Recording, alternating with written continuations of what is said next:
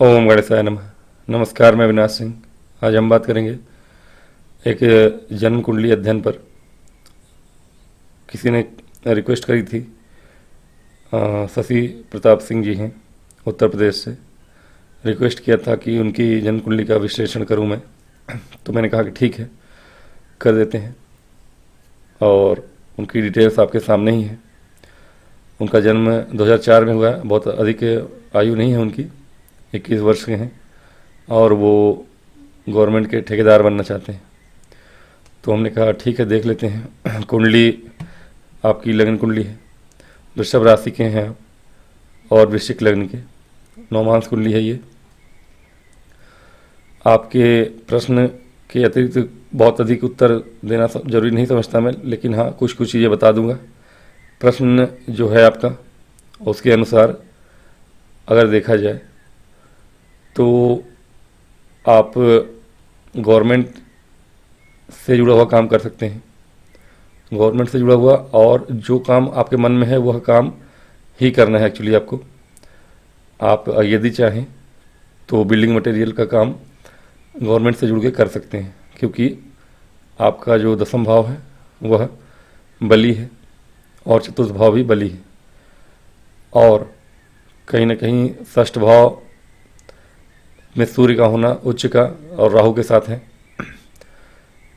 गुरु आपके दशम में है, सूर्य के घर में। सूर्य आपके षष्ठ भाव में है, जो कि नौकरी का घर है आपका। लेकिन नौकरी के योग थोड़े चांसेस कम है। मैं कह सकता था कि नौकरी के योग बनेंगे आपके, लेकिन अभी के लिए वह पॉसिबल नहीं है। और आपकी आयु 24 वर्ष, हालांकि पॉसिबल हो भी सकती है, यू नेवर नो। अगर आप कोशिश करें तो आपका जन्म ज्ञान प्राप्ति के लिए ही हुआ है।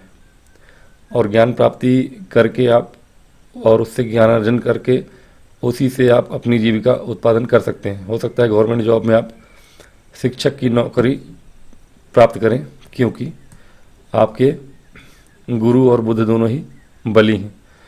पहली बात तो दोनों वक्री हैं, और गुरु आपके दसम भाव में है। दसम भाव आपका बली है, सडबल में।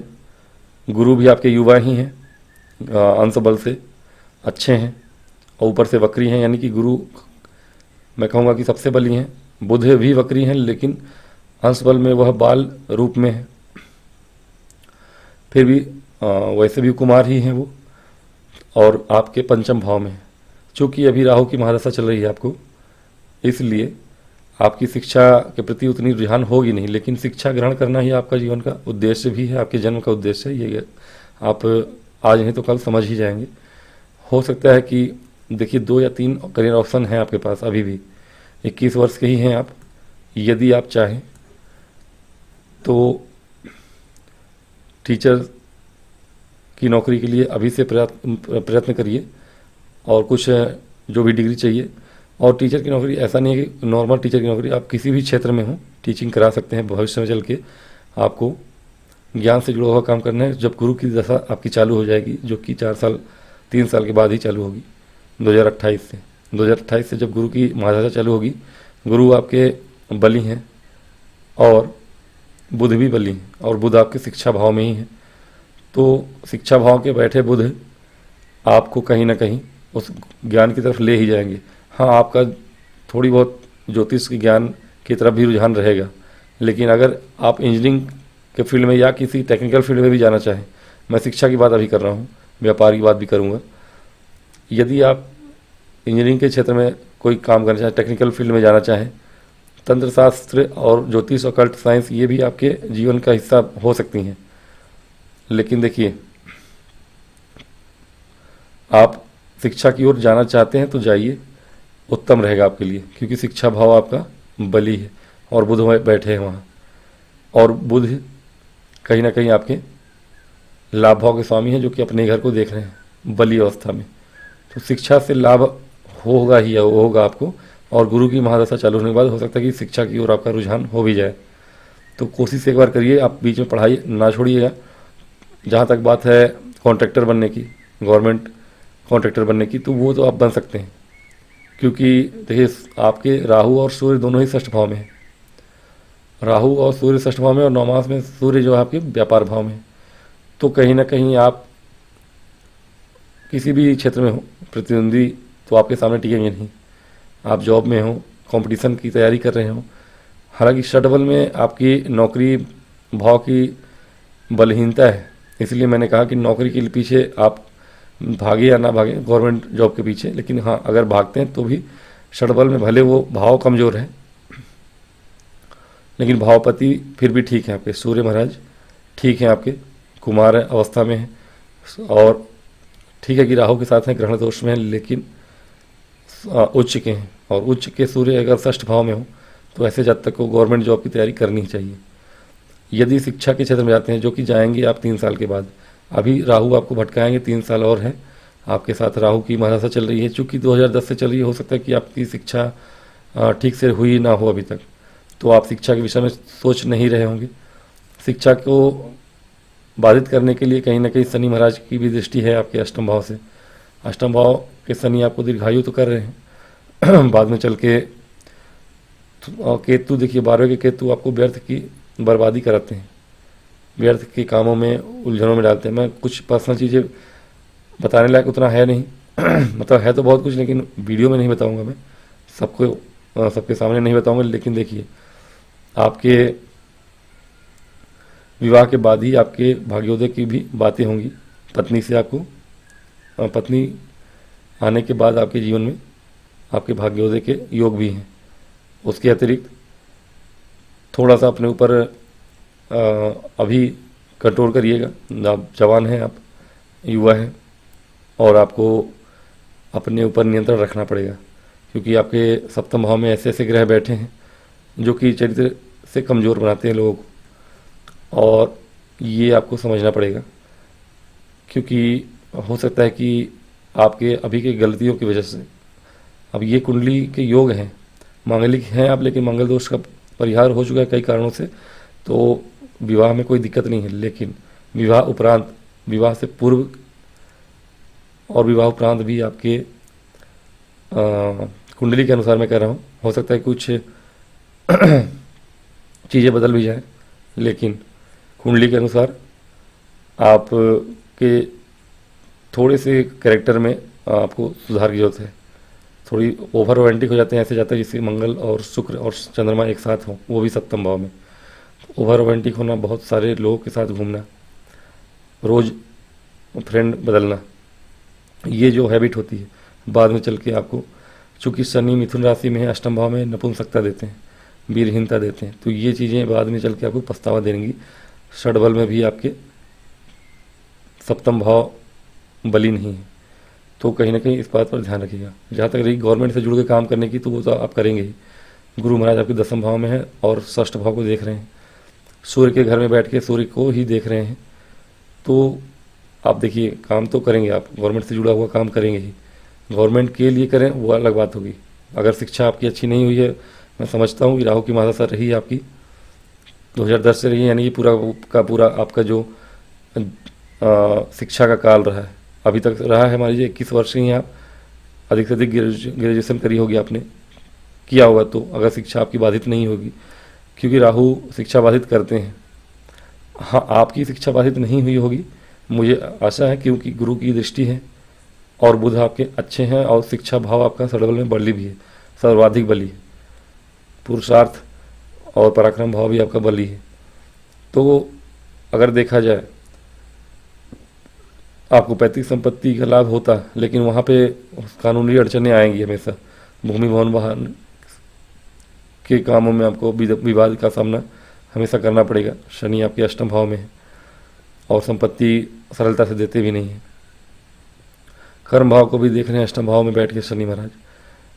अगर आप शिक्षा के क्षेत्र में जाना चाहते हैं, मेडिकल तो नहीं, लेकिन हाँ आप कोशिश कर दे यदि, तो टेक्निकल फील्ड में जा सकते थे, कोडिंग के क्षेत्र में जा सकते थे, कोई ना कोई इंजीनियरिंग के क्षेत्र में जा सकते थे। अगर उस क्षेत्र में आप नहीं हैं तो शिक्षा आपकी बाधित राहु की वजह से हुई ही होगी थोड़ी बहुत, लेकिन अब समय आ गया है कि अब आपको शिक्षा ग्रहण करने का अवसर प्राप्त होगा।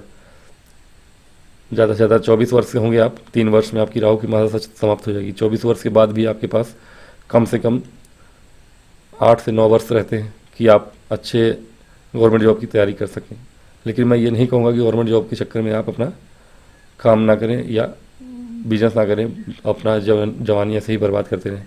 गवर्नमेंट जॉब अगर आप उस योग्य हैं, जो कि हैं आप, आपकी कुंडली दिखा रही कि आप बुद्धिमान हैं, लेकिन उस बुद्धि का उपयोग, सदुपयोग करिए और अपने कुंडली ये भी दर्शाती है कि आप सुंदर हैं और ठीक ठाक है देखने में, तो अपने चरित्र पर भी ध्यान रखिए। अपने आप को व्यर्थ मत करिए, अपने जीवन को व्यर्थ मत करिए। थोड़ा सा कोशिश करिएगा कि अपने पर नियंत्रण रखें और जो करना चाहते हैं वो करिए, भटकिए मत। 2-3 साल और हैं। उपाय के रूप में आप अभी फ़िलहाल राहु की महादशा चल रही है आपकी, तो कुछ दिनों के लिए आप 2-3 वर्ष बचे, 3 वर्षों में आप भोलेनाथ की आराधना करते रहिए, उन पे जल चढ़ाते रहिए, विश्वनाथ जी के दर्शन करते रहिए, या फिर कहीं भी आपके अगल बगल कहीं भी पुराना शिव मंदिर है वहाँ पे जल चढ़ाते रहिए, तो आपका जीवन सही डायरेक्शन में जाना चालू हो जाएगा। 3 वर्ष ही हैं, 2028 के बाद से आपकी जब गुरु की महादशा आएगी तो याद रखिए कि आपके पास धन संपत्ति प्रचुर मात्रा में आने लगेगी। और भूमि भवन वहाँ से जुड़ा हुआ काम भी ठीक है कि शनि अष्टम भाव में है आपके और परेशानियाँ करते हैं, लेकिन गुरु आपके देख भी रहे हैं वहाँ, और गुरु की दृष्टि सही करती है चीज़ों को। गुरु आपके धनेश है, और धनेश जब 10वें भाव में बैठता है तो ये राजयोग है, धन योग है। कुछ धनहीन योग भी हैं, व्यर्थ के धन खर्च करने वाले भी योग हैं, जैसे केतु 12वें में। केतु 12वें में है, मोक्ष कारक होते हैं नो डाउट। मोक्ष का तक देखिए, मोक्ष कारक केतु अगर 12वें में है तो ऐसा जातक थोड़ी सी कैरेक्टर से लूज होता है आज के ज़माने में देखें तो। क्यों? क्योंकि जब तक आप सारे संसारिक भोगों को भोग नहीं लेते विवाह पूर्व और विवाह उपरांत आपका वैवाहिक जीवन बर्बाद नहीं होता, तब तक आप मोक्ष के रास्ते में अकेलापन आपको अच्छा नहीं लगेगा। प्रकृति आपको अकेला करना चाहती है। वैवाहिक जीवन उतना सुखद नहीं दिख रहा है मुझे आपके अभी के कारणों से। शुक्र चंद्र मंगल की ये जो युति होती है 7वें भाव में, वह व्यक्ति को चारित्रिक रूप से कमज़ोर करती है। वो ऊर्जा है, हालांकि मंगल का मांगलिक होना, शुक्र का वहाँ होना, आपकी वीर क्षीणता जो होगी आपको, वो ये इन चीज़ों से बचना चाहिए, लेकिन बचेंगे नहीं आप। क्योंकि देखिए, केतु अगर 12वें में है, वो मोक्ष कारक तभी होते हैं जब आप सभी चीज़ों से बाहर आ जाएं। ऑकल्ट साइंस में आपको मन तो लगेगा ही, क्योंकि अध्यात्म के कारक हैं शनि और केतु दोनों ही। केतु 12वें में है तो शनि को देख भी रहे हैं, और शनि भी अध्यात्म कारक है, अष्टम में बैठे हैं। तो वो कहीं ना कहीं ज्योतिष ऑकल्ट साइंस की तरफ आप जब तक नहीं जाते हैं तब तक आपको जीवन का मूल उद्देश्य पता भी नहीं चलेगा। जब तक आप अपने जीवन को पूरी तरह जी नहीं लेते, शादी के पूर्व या बाद, पूर्व में ज़्यादा योग है कि आप अपने जीवन के सारे भौतिक सुखों को देखना पसंद करेंगे। अलग अलग लोगों से मिलेंगे आप, और उन सभी लोगों से मिल के आप अपने जीवन के सारे आनंद विवाह पूर्व ही प्राप्त करेंगे। और अति कर देता है ऐसा, जब तक रति क्रिया हो या कोई और अन्य चीज़ें हों, तो ये अति करना ही आपके जीवन का आपको मोक्ष की तरफ ले जाता है। जब आप सांसारिक मोह से छूटने लगते हैं तब आप मोक्ष की तरफ जाते हैं, और फिर वहाँ केतु अपना काम करते हैं। आपको केतु धन बर्बाद करवाएंगे, केतु बीमारी थोड़ी बहुत देंगे। चूँकि चंद्रमा 7वें में है, पत्नी ऐसे जातकों को अच्छी मिलती है, लेकिन यहाँ शुक्र भी है, मंगल भी है, तो कहीं ना कहीं ऐसे जातक बाद में चल के जीवन में कहीं ना कहीं वैराग्य उत्पन्न हो ही जाता है इनके मन में। क्योंकि केतु का देखिए मोक्ष त्रिकोण में होना, ये यहाँ से चतुर्थ भाव भी देखते हैं, शनि के घर को देखते हैं, शनि को भी देखते हैं।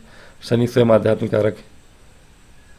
ऐसे में जातक थोड़ी सी आध्यात्म की ओर रुझान कर ही लेता है।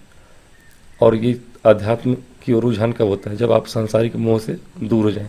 मैं चाहता तो नहीं था कि इन सब डिटेलों को बताऊं, लेकिन मैंने सोचा कि आधी अधूरी जानकारी आपको नहीं दूं, क्योंकि आप उम्र के आयु के ऐसे पड़ाव पर हैं जहां ये चीज़ें आपको भटकाएंगी।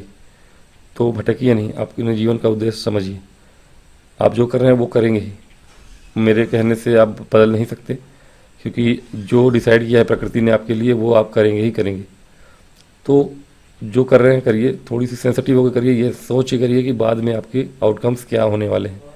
और मैं कहूँगा कि व्यापार आपके लिए करना, वैसे देखिए सुख प्राप्ति तो है आपके जीवन में, सुख का जो अनुभूति है वो आप परिवार से भी अच्छे ही हैं, संपन्न परिवार के हैं आप, राजयोग लेके जन्म ही हुआ है आपका। और विशेष रूप से यदि वह राजयोग आपका शुक्र से बनता हो तो इसका मतलब है कि आप परिवार से भी अच्छे हैं और आपके जीवन में सुख है। लेकिन चूंकि राहु की महादशा चल रही है, आपको मानसिक सुख नहीं है। तो मानसिक सुख 2-3 साल के बाद आपको प्राप्त होना चालू होगा। 3 साल और बचे हैं आपके। उस सुख का अनुभव उठाइए, सारा आनंद उठा लीजिए और अपने जीवन को ज्ञान की तरफ मोड़िए, क्योंकि ज्ञान प्राप्त करना आपका आप वैसे भी देवगण के हैं।